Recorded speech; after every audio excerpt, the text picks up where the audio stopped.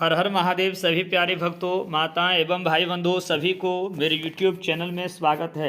आज मैं आप लोगों के लिए वीडियो लेकर के आया हूं भगवान शिव को संतुष्ट करने वाले व्रतों का वर्णन एवं शिवरात्रि व्रत की विधि महिमा का कथन।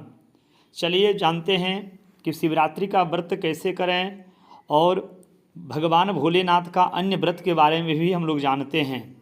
शिव पुराण के अनुसार भगवान शिव कहते हैं कि हमारे बहुत सारे व्रत हैं जो भोग और मोक्ष प्रदान करने वाले हैं। उनमें से मुख्य 10 व्रत है जिन्हें जवाल श्रुति के विद्वान 10 शिव व्रत कहते हैं। कहते हैं कि सदा यत्नपूर्वक इन व्रतों को पालन करना चाहिए। प्रत्येक अष्टमी को केवल रात में ही भोजन करें। प्रत्येक अष्टमी, कृष्ण पक्ष और शुक्ल पक्ष को, विशेषतः कृष्ण पक्ष की अष्टमी को भोजन का सर्वथा त्याग कर दें और शुक्ल पक्ष की एकादशी को भी भोजन छोड़ दें। किंतु कृष्ण पक्ष की एकादशी को रात में मेरा पूजन करने के पश्चात भोजन किया जा सकता है और शुक्ल पक्ष की त्रयोदशी को तो रात में भोजन करना चाहिए, जो प्रदोष व्रत जिसके कहते हैं, है ना। परंतु कृष्ण पक्ष की चतुर्दशी को शिव व्रतधारी पुरुषों के लिए भोजन का सर्वथा निषेध है, भोजन करना ही नहीं चाहिए। और दोनों पक्षों में, प्रत्येक कृष्ण पक्ष और शुक्ल पक्ष में, दोनों पक्षों में प्रत्येक सोमवार को प्रयत्न पूर्वक केवल रात में ही भोजन करना चाहिए जो शिव का भक्त है।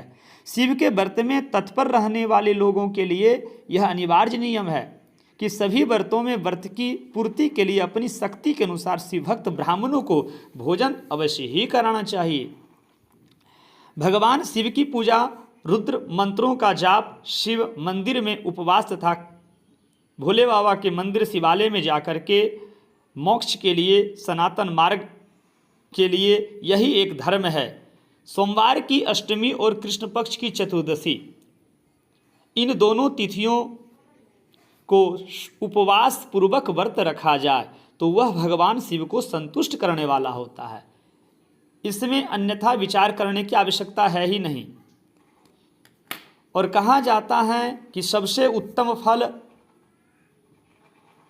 कृष्ण पक्ष में शिवरात्रि तिथि का विशेष महात्म बताया गया है।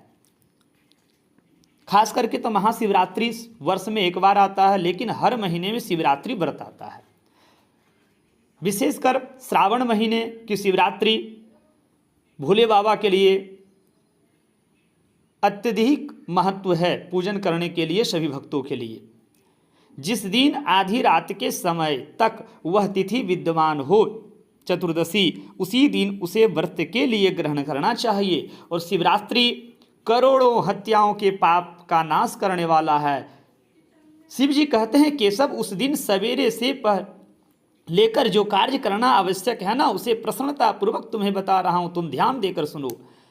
शिव पुराण में वर्णन है कि बुद्धिमान पुरुषों सवेरे उठकर के बड़े आनंद के साथ स्नान करें, नित्य कर्म करें, आलस्य को त्याग दें और फिर शिवालय में जाकर के शिवलिंग का विधिवत पूजन करें और शिव को नमस्कार करने के पश्चात वह संकल्प करें कि देव देव महादेव नीलकंठ नमो अस्तुते कृतुमिक्ष्याम्यहं देव शिवरात्रि व्रतं तव प्रभावाद्वेषः निर्विघ्नेन भवेदिति कामाध्यः शत्रुवो मां वेंग पीड़ा कुर्वन्तु ने वही।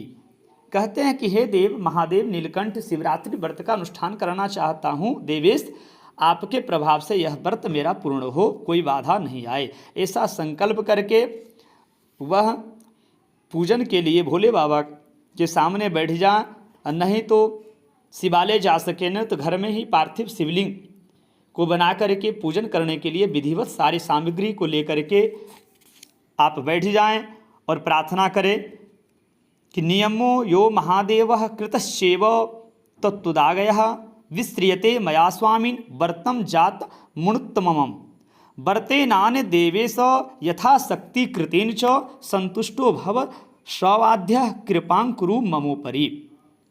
कि महादेव, आपके ही आज्ञा से मैंने जो व्रत ग्रहण किया है स्वामी, वह परम उत्तम व्रत पूर्ण हो गया, अतः अब उसका विसर्जन करता हूँ। इस तरह से भोले बाबा का विधिवत पूजन करके अंत में प्रार्थना अवश्य ही करना चाहिए।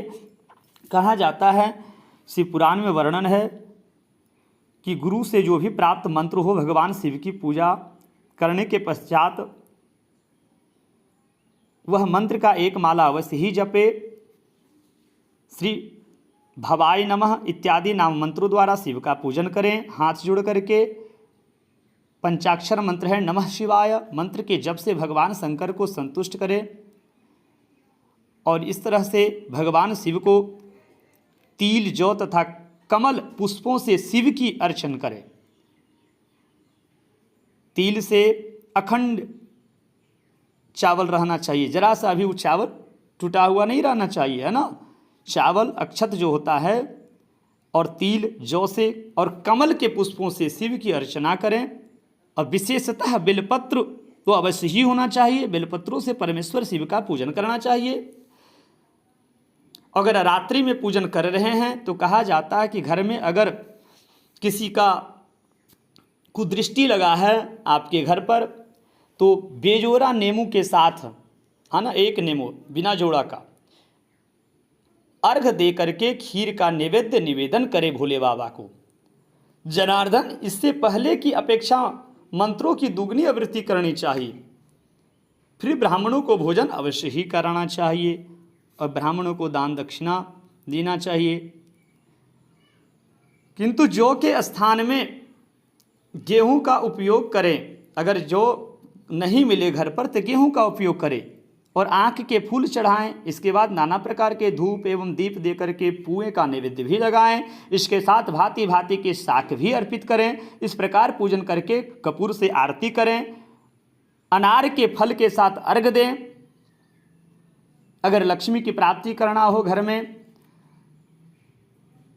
अगर स्थिर नहीं रहता हो, किसी का जॉब नहीं लग रहा हो, वह भगवान भोले का अनार के फल के साथ अर्घ अवश्य ही दें और दूसरे प्रहर की अपेक्षा दुगुना मंत्र का जाप अवश्य ही करें। तदंतर दक्षिणा सहित ब्राह्मणों को भोजन करवाएं। आवाहन आदि करके विधिवत पूजा करें। और कहा जाता है कि उड़द, कंगनी, मूंग और सप्तधान, शंखी पुष्प तथा बेलपत्रों से परमेश्वर शंकर का पूजन करें। अगर घर में रोग शोक आदि चल रहा है,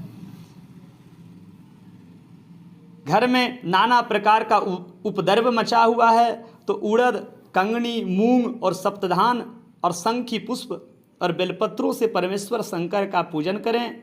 उस प्रहर में भांति भांति की मिठाइयों का भी नैवेद्य लगाएं। उड़द के बड़े आदि बना करके उनके द्वारा सदाशिव को संतुष्ट अवश्य ही करें। भगवान विष्णु को अगर प्रसन्न करना है तो केले के फल के साथ अथवा अन्य विविध फलों के साथ शिव का अर्घ दे। एक केला का फल ले लें, उसके साथ भोले बाबा को अर्घ दे और मंत्र का जाप करें। इस तरह से भगवान भोलेनाथ का पूजन करें